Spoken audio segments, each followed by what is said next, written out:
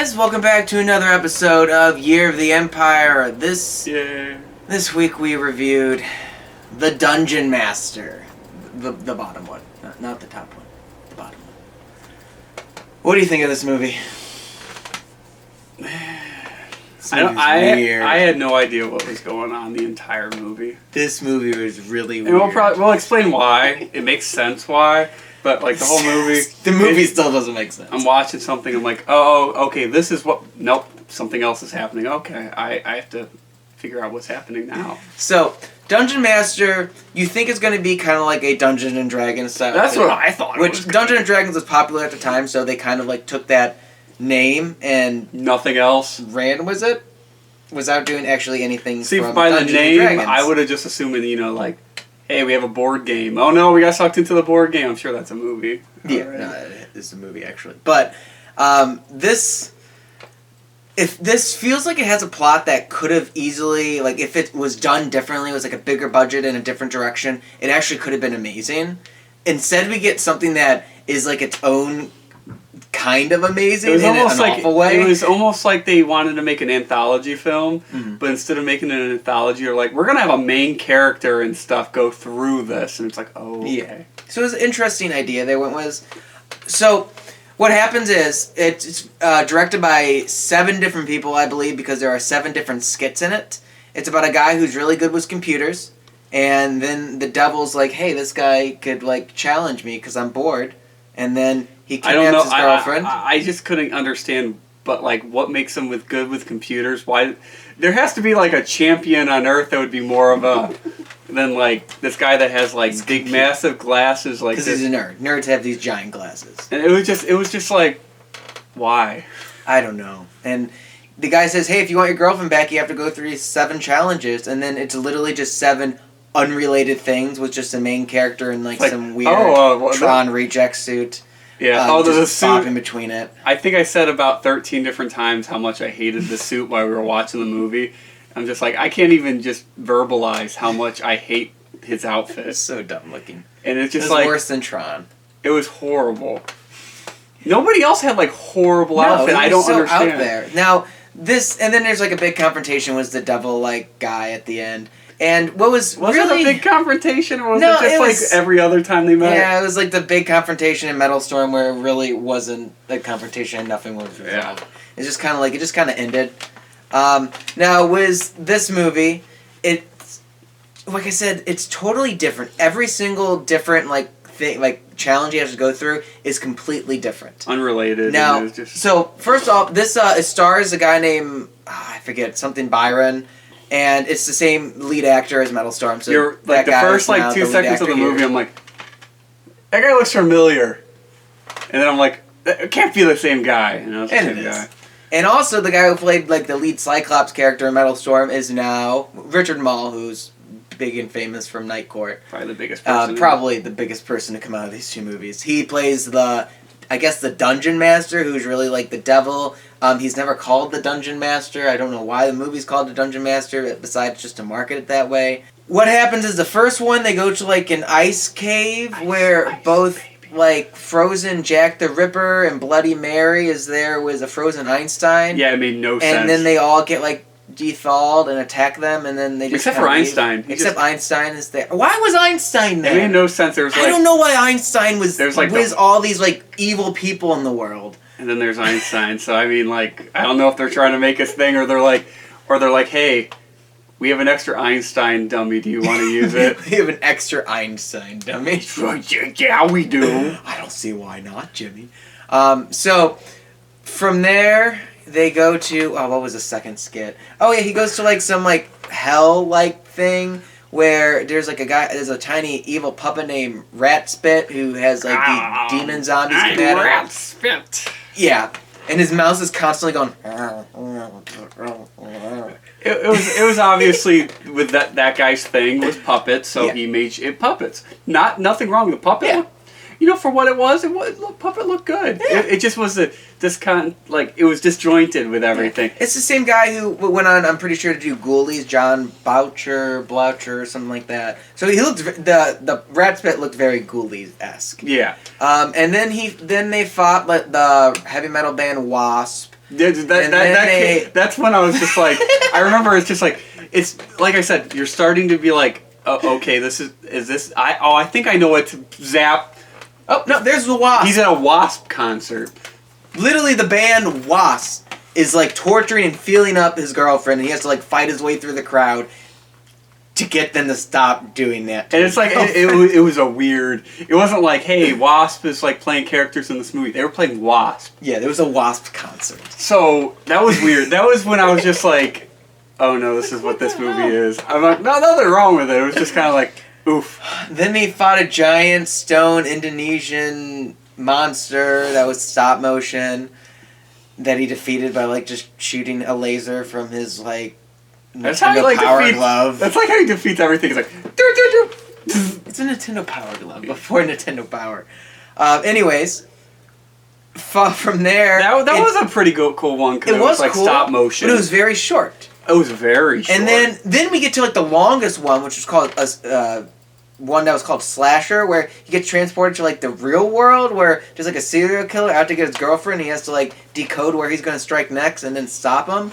And it's like so much longer than all the other ones for some weird reason. It was almost like it's like, oh, we just threw, like we got puppets, we got stop motion, we got W.A.S.P. Let's do like a W.A.S.P.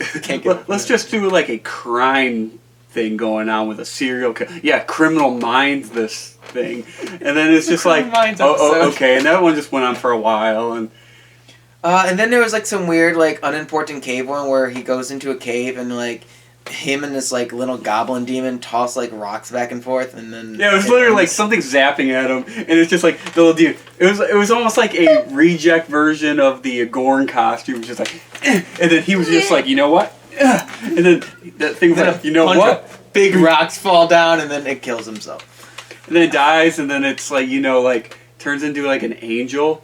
But you get to see the angel's like boobies, which was kind of weird for if he wants to be an angel. Yeah, that's kind of odd. Yeah, I'm sitting there, I'm like, you can see its nipples. That's weird. Okay, I see. Angelic. Continue. Angelic. Continue. I'm not even gonna say anything. Continue. And then I think that was the last one until the. Well, there was 7 total, and why can't I remember the last ones? Unless, like, the last fight was considered one of those. No, I'm pretty sure there was other ones, but they must have all ran together. I don't remember because they were just so much going on. Yeah, I don't remember either. I feel like I'm missing a very important one. Oh wait, yeah. There was a Mad Max ripoff where I forgot about Metalstorm cars. I think one of the cars probably was used in Metalstorm. If basically, I had to he and his girlfriend like hop in a car and they like shoot some people while on that. I forgot about that one. That was forgettable. They crash, but instead of like dying, they just go. They crash into another car and it just big explosion. You're like, oh, geez, that just happened. Yeah, so I'm not really sure what we were watching this movie. Also, like again, the Satan-like character played by Richard Moll. He just shows up out of nowhere. There's no like really lead up to it that makes sense. There's no lead up to it. That's why I was confused this whole time. It just happens, and there's no like development between him and the main character. They're both kind of just, hey, this is what's happening, just go along with it. And the plot doesn't give any room to breathe. And you can really tell it's so disjointed because it was 7 different directors making this. And that's why it probably should have almost been an uneven. Anthology film. Yeah, because no, the directors they used, one of them was Charles Band, who did the W.A.S.P. concert one. Which made really no sense. No. That was a weird. Oh, it wasn't a bad one. It was so out of place. Weird. It's like, okay. Yeah, and what are you doing? A bunch of people who have made since went on to make a lot of stuff for Empire and Full Moon did it. The Ted Nicolaou or not that any of the like individual things were too bad. It's just they fit together weird, and it's just like they don't have any right being in a W.A.P.'s concert has no right being an Indonesian stone giant at all. It was just weird. It was and Albert Einstein for some reason. Actually, I can't get over we forgot the first thing I said. What was when we were watching it? You saw full frontal nudity within the first 2.5 minutes. 2.5 minutes. Yep, I checked it out, and we're just like, wow, Count Dooku's not even dead in Star Wars by this point. And they get right to it. That's my rule now. It's just like no full frontal nudity before Dooku would have been dead. Yeah. So it was just right off the bat. You had no idea what you were watching. Literally, a dude woke up. No there was a words girl walking. Nobody said anything. He followed robe's off. Robe is off. She just kind of just like takes it off, like almost goodbye horses it, and then like a bunch of demons come out and like carry her away. Yeah, like zombie demon things. And they just like totally slap him across the face and knock him out. And then I'm just like, I don't understand this at all. I'm like, wow, that got into it quicker than like most pornos or something. Oh yeah, it was weird. Right to the point. But there was no talking, so it made no sense. And I'm just sitting there like, oh, we're in for a hell of a movie. I can tell you that much after seeing that. But yeah, there's like a lot of big time directors in the Full Moon stable. I love how you have to say big time directors in the Full Moon stable. In the Full Moon stable. A little asterisk next there. The guy made Subspecies, which isn't necessarily bad. David Allen, who did all the stop motion for Full Moon, his stop motion looks really good. Yeah, no, his effects look good. John Boucher, who, again, I'm probably pronouncing that wrong, who did a lot of horror movies, not just in Full Moon, but he did like the effects for one of them and directed one of them. It's just, there's a lot of like people who went on to do big things for Charles. Like we said, it wasn't individually like bad. It was so disjointed. It was kind of like I had a hard time following it.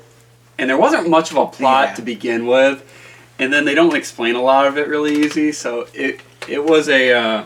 But the thing is, this whole, like, pseudo anthology series thing, I think totally work if they would have went the Dungeons & Dragons angle with it. Yeah. And it was like this guy is sucked in by the Dungeonmaster, who could also be Satan, I don't really care. And he says, like, you gotta do these 7 trials in order to get out. And the 7 trials are just kind of like short D&D like quests, I guess. And honestly, that would be pretty cool. It's just this movie will never be remade, and maybe there's movies similar to that out there. I know some that are kind of Dungeons & Dragons-esque, but I don't know if they quite follow like this anthology like thing.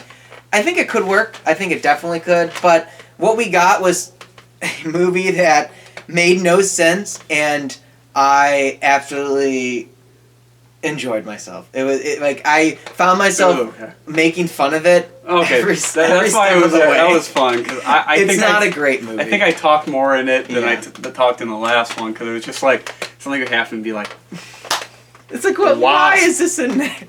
So that's why I think this movie was fun to watch. Especially if you have. Don't know if I'll ever watch together. It again. Okay, probably. If I had friends together, I'd watch this. Yeah, again. like it was an enjoyable enough movie. But it is not a good movie. It was a mess. It's along the lines of a Rocky Horror Picture Show. It's a horrible movie. Unintentionally amazing. You got people that do the commentary for it. It's a great movie. Not saying this is that, but I feel like a lot of these are going to be that way. Hard stance by Mr. Mayhem Movies here, guys. This is the next Rocky Horror Picture Show. I don't know. I don't know if I want to die on that hill, but yeah, don't quote me there. It was enjoyable enough that if you have like this box set, or if you can track down this Shout Factory Blu-ray, it's worth a watch. Yeah, it's fun. I would say it's dumb. Worth a watch. It's very dumb. I feel like it's fun. From the first 2 we've watched so far, and I haven't really seen any of the others. Mm-hmm. I've seen a few things, but I think this is kind of going to be a trend with them. They're going to be like, hey, they're fun to watch. Yeah. Are they good? What's up next? I don't know what's up next. Do you even know? I think Ghoulies might be up next. Ooh, I've seen Ghoulies. Ghoulies 1 and 2. We have not seen 2 yet, so you know what? We'll see. I don't remember anything from Ghoulies, so that should tell you some stuff. I think I watched it and I said it was like one of the worst things I've ever watched. Yes. So it's probably not going to be good, but we'll see. I'm going into it happy, and it's probably going to be the same thing as this one. It's going to be dumb. We just need to get a sign that when we start it, dumb.